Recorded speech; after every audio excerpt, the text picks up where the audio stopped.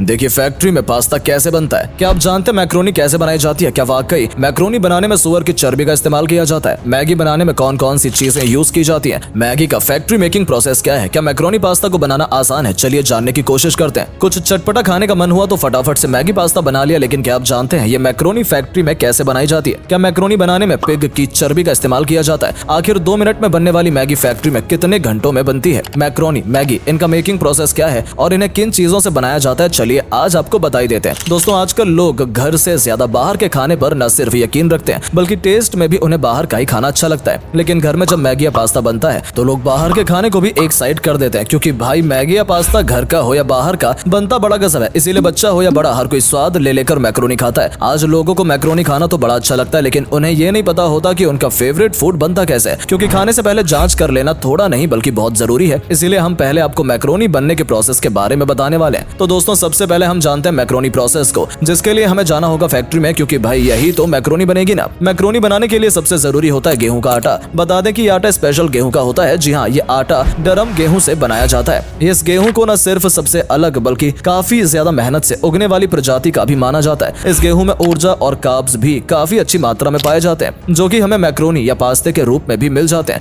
इसीलिए मैक्रोनी हमारे लिए उतनी भी नुकसानदायक नहीं है जितना की बताई जाती है। खैर, फैक्ट्री में गेहूं के आटे को लाया जाता है और फिर इसमें पानी डालकर इसे अच्छे से मिलाया जाता है। अब क्योंकि फैक्ट्री में अच्छी मात्रा में आटा गूंदने का काम होता है, तो हाथ से ये काम करना थोड़ा मुश्किल है। इसीलिए आटा गूंदने के लिए मशीनों का इस्तेमाल किया जाता है। फैक्ट्री में कई बड़े बड़े मिक्सिंग कंटेनर होते हैं जो कि इस काम को आसानी से और जल्दी से कर देते हैं। बस इन कंटेनर में आटे के साथ साथ पानी डाला जाता है और ये मिक्सिंग कंटेनर राउंड राउंड होकर आटे को अच्छे से गूंद देते हैं। जब आटा अच्छे से गूंद जाता है तो ये डो को एक मैक्रोनी मशीन में डाल दिया जाता है। ये मशीन काफी एडवांस टेक्नोलॉजी पर बेस्ड होती है। इसमें सिर्फ डो को डालना होता है, जिसके बाद ये मशीन कुछ ही मिनट में डो को मैक्रोनी के शेप में काटना शुरू कर देती है। फैक्ट्री में सिर्फ एक ही तरह की मैक्रोनी बनाने की मशीन नहीं होती, बल्कि मैक्रोनी के भी कई शेप्स होते हैं। उसी के अकॉर्डिंग मशीन के अंदर सांचे फिट किए जाते हैं। जैसे अगर मैक्रोनी बनानी है तो मैक्रोनी बनाने का सांचा, पास्ता बनाना है तो पास्ता बनाने का सांचा, ऐसे ही कई तरह की अलग अलग मैक्रोनी होती हैं और उनके लिए अलग अलग सांचे भी फैक्ट्री में मौजूद रहते हैं। इस तरह एक फैक्ट्री में कुछ ही मिनट में मैक्रोनी बनकर तैयार हो जाती है। अब चूंकि ये कच्ची और हार्ड होती है, इसीलिए हमें इसे बनाने से पहले बॉईल करना पड़ता है और फिर हम टेस्टी टेस्टी मैक्रोनी खा पाते हैं। चलिए, ये तो हुआ मैक्रोनी बनाने का प्रोसेस। अब बात करते हैं कि सबसे पसंदीदा मैगी कैसे बनाई जाती है। लेकिन इस राज को जानने से पहले अगर आपने अभी तक हमारी वीडियो को लाइक नहीं किया तो जल्दी से लाइक कर दीजिए, और हाँ, अगर पेज पर नए हैं तो इसे फॉलो करना ना भूलें। तो दोस्तों, मैगी के प्रोसेस को जानने से पहले ये जानना जरूरी है कि मैगी की शुरुआत कैसे हुई। तो इस कहानी के तार जुड़े हुए हैं स्विट्जरलैंड से। 1872 के दौरान स्विट्जरलैंड की फैक्ट्रियों में जो वर्कर्स काम करते थे, उनके लिए घर आकर खाना बनाना बड़ा मुश्किल होता था। इसीलिए ज्यादातर वर्कर्स ब्रेड वगैरह ही खाकर अपना पेट भरते थे, जिससे उनकी तबीयत भी खराब होने लगी। इसी परेशानी को देखते हुए इंस्टेंट मैगी की शुरुआत हुई और इसकी शुरुआत करने वाले एक बिजनेसमैन थे, जूलियस मिशेल जॉनसन। मैगी ने इंस्टेंट नूडल बनाने की शुरुआत की और नूडल्स का नाम उन्होंने अपने सरनेम से लिया। जी हाँ दोस्तों, मैगी लोगों का फेवरेट फूड बन गया, क्योंकि एक तो इसे बनाना बेहद आसान था और फिर टाइम की भी बचत होती थी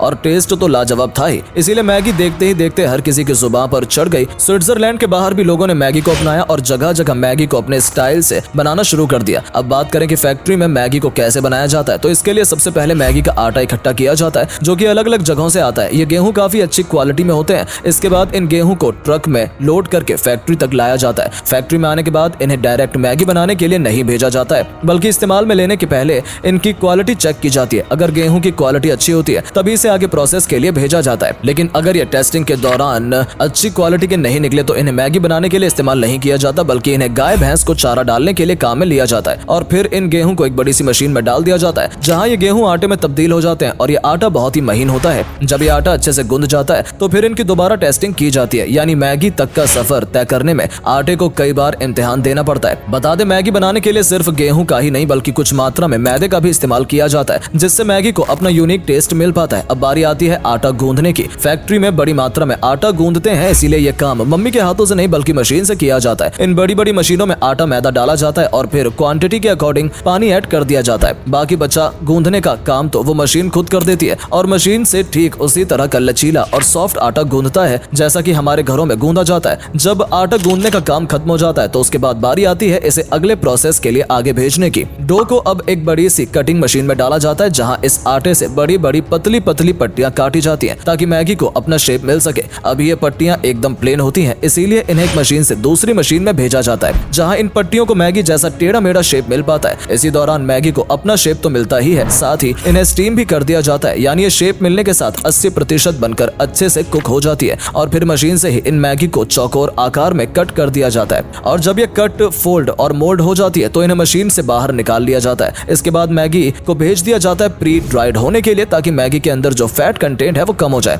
इस तरह मैगी बनकर तैयार हो जाती है। मैगी में अब भी कुछ अधूरा सा है और वो है इसका जोड़ीदार, जी हाँ, मैगी मसाला। क्योंकि भाई अगर मैगी में मैगी मसाले का तड़का ना लगे तो मजा कुछ अधूरा सा ही रहता है। इसीलिए चलिए लगे हाथ आपको मैगी मसाले की रेसिपी भी बता देते हैं। मैगी मसाले में जितने भी इंग्रेडिएंट्स मिलाए जाते हैं, पहले इन रॉ मटेरियल्स की भी अच्छे से जांच पड़ताल की जाती है। बता दें, मैगी मसाले में करीब 13 स्पाइसेस ऐड किए जाते हैं और इन्हें करीब 2 घंटे तक मशीन में डालकर अच्छे से मिक्स किया जाता है। और जब ये मिक्स हो जाते हैं तो इन्हें करीब 1 घंटे तक रोस्ट करने का काम किया जाता है। इसके बाद बारी आती है इन्हें पीसने की, और ये काम भी कौन करेगा? जी हाँ, मशीन। इसके लिए इन सभी मसालों को एक बड़ी सी ब्लेंडिंग मशीन में डाला जाता है और फिर इस तरह ये मसाले एक लंबे प्रोसेस के बाद बनकर तैयार हो जाते हैं। इसके बाद इन मसालों को हाइड्रेट वाले पैकेट्स में पैक किया जाता है। अब मसाले तो पैक हो गए, लेकिन अभी थोड़ा काम और बाकी है, क्योंकि हमने अभी तक मैगी को पैक नहीं किया है। इसके लिए मैगी वाले रूम की तरफ चलते हैं, जहाँ मैगी को चौकोर शेप में काट कर रखा गया था। एक मैगी के शेप को पॉलिथीन में डाला जाता है, लेकिन इस दौरान पैक करने से पहले मैगी की क्वालिटी और क्वांटिटी की टेस्टिंग की जाती है। इस तरह जब मैगी हर पैमाने पर खरी उतरती है तो इन्हें बड़े बड़े बॉक्सेस में पैक करके एक स्टोर रूम में रख दिया जाता है, जहाँ से ये मैगी सीधा मार्केट के लिए रवाना हो जाती है और छोटी छोटी शॉप्स स्टोर तक पहुंच जाती है और फिर आपके घर तक का सफर तय करती है। वैसे दोस्तों, मैगी को लेकर कई बार बड़ा सवाल ये किए जाते हैं कि जैसे क्या मैगी हमारी सेहत के लिए अनहेल्दी है, क्या मैगी में पिग की चर्बी मिलाई जाती है, वगैरह वगैरह। तो दोस्तों, मैगी में पिग की चर्बी तो नहीं मिलाई जाती, ये सिर्फ एक ब्रांड को बदनाम करने के लिए कहा जाता है। हाँ, वो बात अलग है कि बाहर विदेशों में मैगी को बनाने के लिए लोग पोर्क वगैरह का इस्तेमाल कर लेते हैं, लेकिन भारत में मैगी एकदम वेजिटेरियन स्टाइल में ही बनाई जाती है, इसीलिए इस पर ग्रीन रंग का निशान भी बना होता है। रही बात मैगी के नुकसान की, तो हर चीज अगर हद से ज्यादा कंज्यूम की जाए तो वो नुकसान देती ही है, चाहे फिर वो मैगी हो या ड्रिंक या फिर हो दवाई। वैसे आपको मैगी कैसी लगती है? आपको मैक्रोनी पसंद है या मैगी? कमेंट सेक्शन में लिखकर जरूर बताएं। वीडियो पसंद आई हो तो इसे लाइक और शेयर करें। अगर आपने अभी तक हमारे पेज को फॉलो नहीं किया है तो जल्दी से इस पेज से जुड़ने के लिए इसे फॉलो कर लें, ताकि आगे आने वाली वीडियोस की नोटिफिकेशन आपको सबसे पहले मिल सके। मिलते हैं आपसे अगली वीडियो में, तब तक के लिए bye bye and take care.